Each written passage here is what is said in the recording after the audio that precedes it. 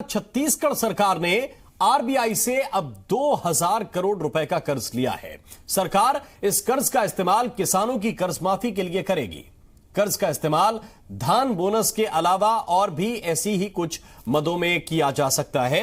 यह सरकार का फैसला है, लेकिन यहां सवाल इस बात का है कि कर्ज लेकर कब तक राहत पहुंचाई जाएगी। आज चर्चा इसी पर करेंगे।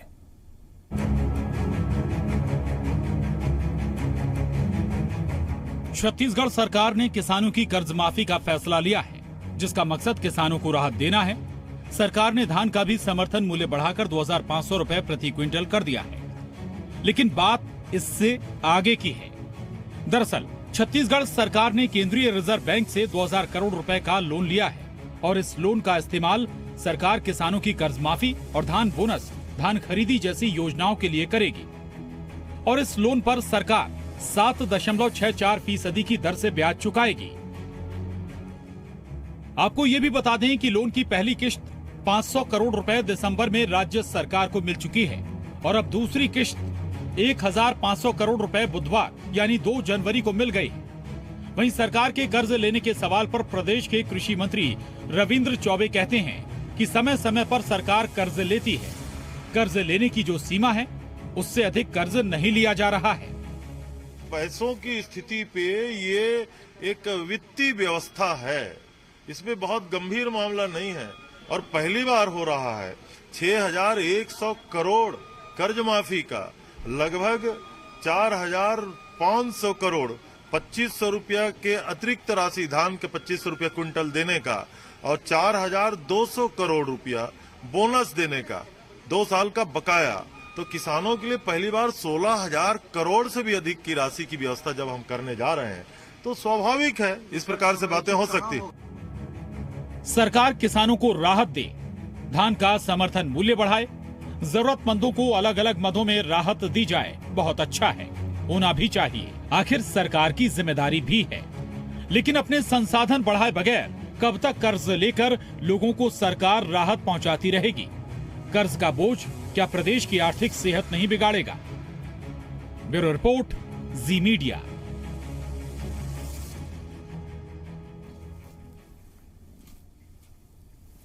तो सवाल यही कि कहीं ये कर्ज विकास पर विराम तो नहीं लगाएगा। ये कहा रविंद्र चौबे ने कि 16,000 करोड़ रुपए की व्यवस्था तो किसानों के लिए ही करनी है, बाकी प्रदेश में और भी लोग रहते हैं, उनके लिए क्या वाकई व्यवस्था हो पाएगी? विकास की गति रुकेगी तो नहीं? यही है आज चर्चा का विषय और इसी पर हमारे साथ 3 खास मेहमान इस वक्त जुड़ रहे हैं। डॉक्टर राकेश गुप्ता हमारे साथ हैं कांग्रेस पार्टी की तरफ से, बहुत बहुत स्वागत है राकेश जी आपका। श्रीचंद सुंदरानी जी हमारे साथ मौजूद हैं, पूर्व विधायक हैं बीजेपी के। श्रीचंद सुंदरानी जी आपका भी बहुत स्वागत। और संजीव गुप्ता साहब इस वक्त हमारे साथ जुड़े हुए हैं, वरिष्ठ पत्रकार हैं। संजीव जी आपका भी बहुत बहुत स्वागत है। सबसे पहला सवाल राकेश गुप्ता जी आपसे ही है, क्या आपको यह लग रहा है कि जो वित्तीय स्थिति आपको मिली है, उस वित्तीय स्थिति में बिना कर्ज के काम चल नहीं सकता, क्योंकि आपके वादे इतने बड़े हैं कि उनको पूरा करने के लिए धन की आवश्यकता है और धन सिर्फ कर्ज उठाकर ही जुटाया जा सकता है? देखिए राम मोहन जी, जिस प्रकार की अर्थव्यवस्था हमें छत्तीसगढ़ की मिली है विरासत में, वो कहना कोई बहुत अतिशयोक्ति नहीं होगी कि बहुत खस्ता हालत में मिली है। मुझे तो ऐसा लगता है कि जो छत्तीसगढ़ की अर्थव्यवस्था चुनाव के बाद मिली, उस पर श्वेत पत्र जारी होना चाहिए था, ताकि लोगों को पता चले कि भारतीय जनता पार्टी की सरकार किस कंडम हालत में छत्तीसगढ़ की अर्थव्यवस्था को छोड़ के गई है। तो लेकिन आपकी सरकार ले आए, कहना चाहता हूँ श्वेत पत्र भी आप ही लोगों को लाना है, ले आइए, पता तो चले कम से कम कि बेहतर छोड़। जी हाँ, बिल्कुल आना चाहिए, लोगों को पता लगना चाहिए कि जो इतने बड़े बड़े वादे किए जाते थे और सब किए जाते थे भारतीय जनता पार्टी की सरकार के द्वारा, वो किस प्रकार गलीचे के नीचे अर्थव्यवस्था को कंडम हालत में छोड़ के गई है। दूसरी बात मैं रेखांकित करके कहना चाहता हूं कि किसानों के लिए किसी प्रकार की दुराव्यवस्था की स्थिति नहीं है। कांग्रेस की सरकार ने जो वादे किए हैं उसको पूरी इच्छा शक्ति से पूरा किया जाएगा और समय सीमा से कम सीमा में इसको पूरा करके दिखाया भी जाएगा और किया भी जा रहा है। लेकिन छत्तीसगढ़ की अर्थव्यवस्था मितव्ययता यदि बढ़ती जाए तो मुझे लगता है कि किसी प्रकार के धन की कमी नहीं है, अतिरिक्त साधन जुटाकर इसको पूरा भी किया जा सकता है। और जी। जिस प्रकार हमारे नेता काम कर रहे हैं, मुझे लगता है कि इस प्रकार की बहुत ज्यादा कर्ज लेने की स्थिति नहीं रहेगी। अभी जो अनुपूरक बजट आया उसमें जो व्यवस्था की जा रही है वो किसानों के जो समयबद्ध सीमा में काम किए जाने वो पूरे होंगे। और यदि मितव्ययता की स्थिति, जैसे हमारे मुख्यमंत्री जी ने कहा है कि पैसे बचाने की जरूरत है, फिजूल खर्ची रोकने की जरूरत है, और बगैर उत्पादकता के जो योजनाएं लाई गई थी मुफ्त में बांटने वाली, उनको न किया जाए तो छत्तीसगढ़ की अर्थव्यवस्था को पुनः पटरी में लाया जा सकता है, पुनः पटरी पर लाया जा सकता है। सुंदरानी साहब, इस बात पर तो आप एतराज करेंगे ही कि वित्तीय स्थिति जिसका जिक्र कर रहे हैं राकेश जी वैसी नहीं है, बहुत अच्छी छोड़कर आप लोग गए हैं। लेकिन दूसरी बात यह कि किसानों के लिए क्या वाकई देखिए, मैं कतई इस बात इतना ऐलान कर दिया गया, क्या वाकई इतना ऐलान कर दिया गया कि अब उसको पूरा करने में कर्ज के सिवा कोई और चारा दिख नहीं रहा है? देखिए राममोहन जी, मैं इस बात से सहमत नहीं हूं कि छत्तीसगढ़ की आर्थिक स्थिति ठीक नहीं थी और ठीक नहीं है। मैं कतई इस बात से भी सहमत नहीं हूं। अभी भी अगर रिजर्व बैंक के आंकड़े अगर देखें और छत्तीसगढ़ के वित्तीय प्रबंधन की बात अगर सोचें तो छत्तीसगढ़ सरकार को वित्तीय प्रबंधन के लिए 3 बार केंद्र सरकार से पुरस्कार मिला है, जिसमें यूपीए सरकार के द्वारा पुरस्कार दिया गया।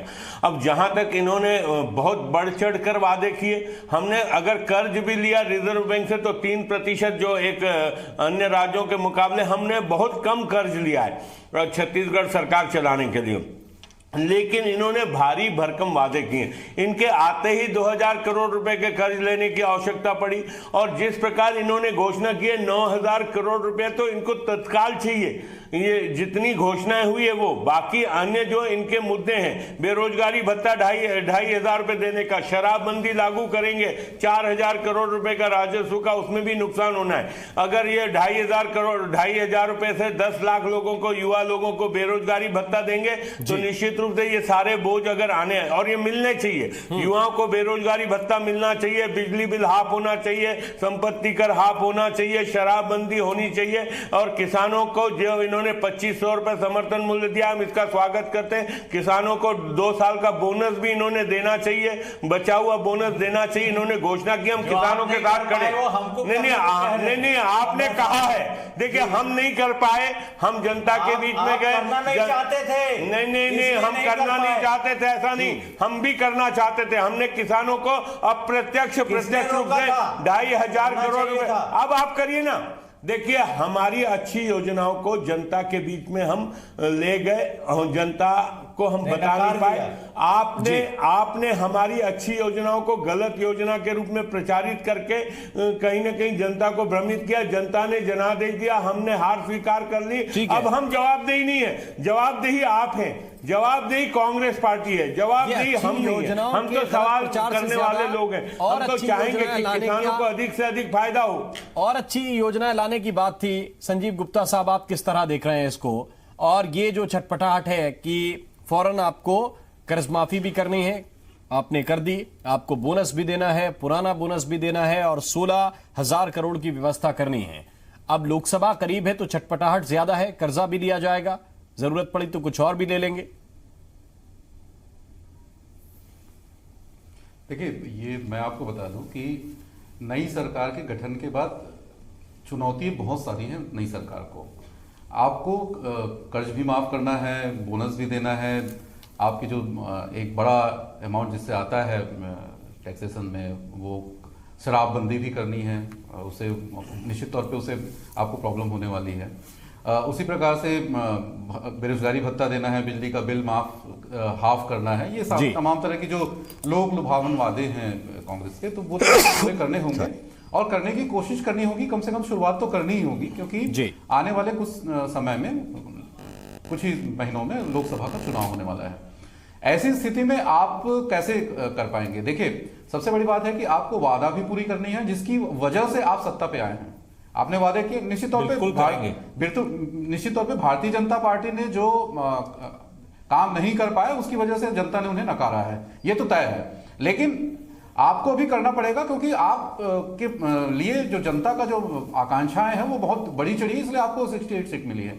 अब चूंकि ऐसा होगा कि आपको वादे भी पूरे करने हैं, आपके पास अगर फंड की कमी है तो फंड की भी व्यवस्था करनी होगी, और इसके साथ साथ आपको यह भी देखना है कि छत्तीसगढ़ का विकास नहीं रुकना चाहिए। हाँ। सड़कें भी बनानी है, स्कूल भी खोलने हैं, स्वास्थ्य सुविधाएं भी देनी है और तमाम तरह की सारी चीजें भी देनी है, और भर्तियां भी करनी है। तो ये सारी चीजें जो हैं, भारतीय जनता पार्टी की जो चीजें जो नहीं हो पाई है, या देखिए मैं एक मानता हूं कि जो भी सरकारें आती है वो विकास करने के लिए आती है, ऐसा नहीं है कि वो कोई विकास रोकने के लिए आती हो। सबका एक एजेंडा रहता है, सब अपने एजेंडे पे काम करते हैं, लेकिन लगातार विकास के काम तो होते रहते हैं। तो लेकिन इसके साथ साथ आपको विकास के काम भी करने हैं, नए अस्पताल खोलने हैं, नए स्कूल कॉलेज खोलने हैं, सड़कें बनानी है, पुल पुलिया बनाना है, किसानों के लिए नए नए चीजें लानी है। केवल कर्ज माफ से इस किसान का काम नहीं होने वाला है ना, आपको बहुत सारी चीजें करनी है उनके लिए और भी।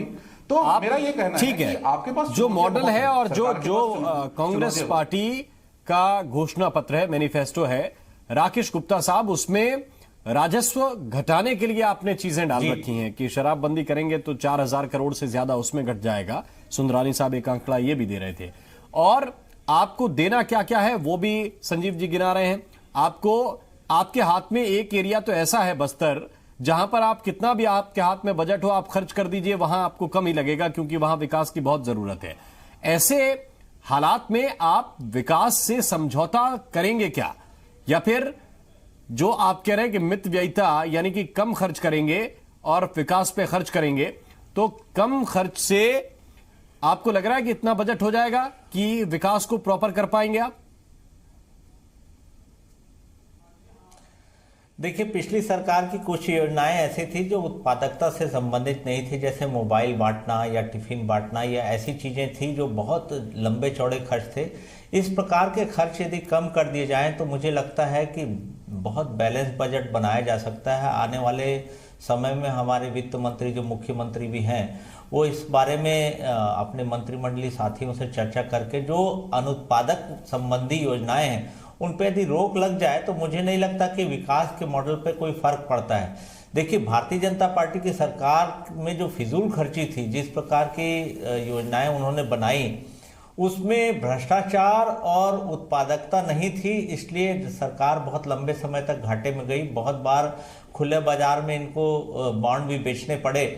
जो मुझे लगता है कि विकास का मॉडल उल्टी दिशा में चला गया था। और जहां तक बस्तर के और दूसरे आदिवासी क्षेत्रों की बात कर रहे हैं, वहां पर योजनाएं जरूर थी, लेकिन योजनाओं में भ्रष्टाचार बहुत ज़्यादा था, इसलिए विकास नहीं हुआ।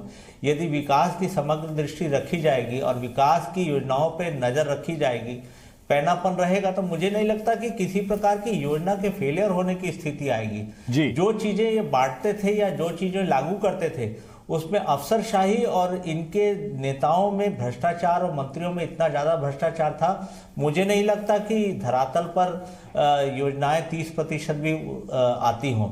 सड़क निर्माण में जो भ्रष्टाचार थे, जो दूसरे चीज़ें बांटने में भ्रष्टाचार थे, वो इतने ज़्यादा थे कि भारतीय जनता पार्टी की सरकार के उखड़ने का और इतना ज़्यादा हवा में बह जाने का कारण यही था कि बहुत ज़्यादा भ्रष्टाचार था। योजनाएं जो रहती हैं, यदि उनमें मॉनिटरिंग बहुत अच्छी हो तो मुझे नहीं लगता कि किसी प्रकार की दिक्कत आएगी। छत्तीसगढ़ बात मॉनिटरिंग की है, बात करप्शन की है। सुंदरानी साहब, ये चीजें आपकी सरकार में होती थी और अब जब नई सरकार आई है तो नहीं होंगी, ये गारंटी ले रहे हैं राकेश गुप्ता जी यहां बैठ के कि ये नहीं होगा। राम मोहन जी, अधिकारी वही है, सिस्टम वही है, लोग वही हैं।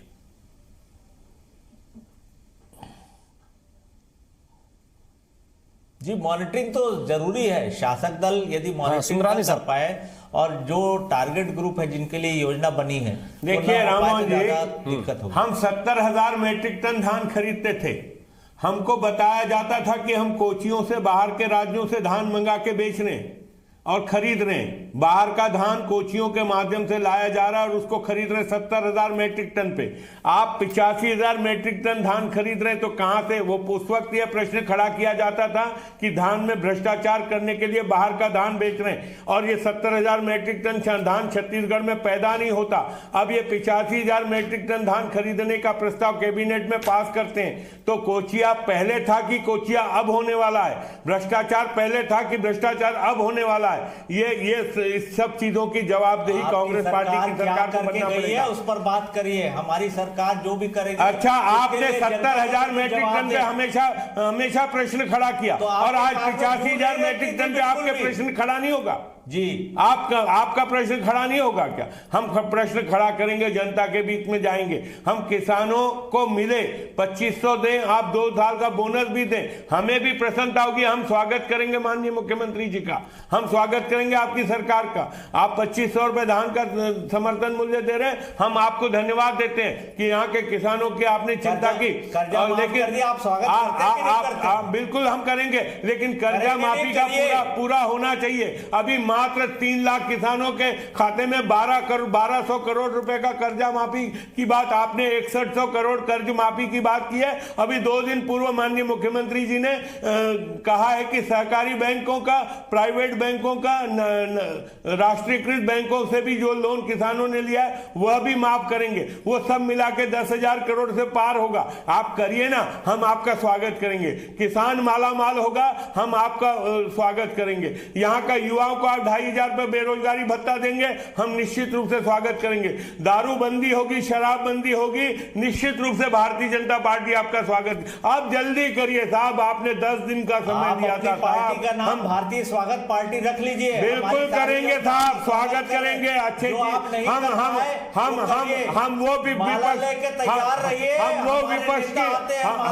हम वो विपक्ष की भूमिका निभाएंगे, स्वस्थ विपक्ष की भूमिका निभाएंगे। अच्छे काम को अच्छा बोलेंगे, बुरे काम को बुरा बोलेंगे।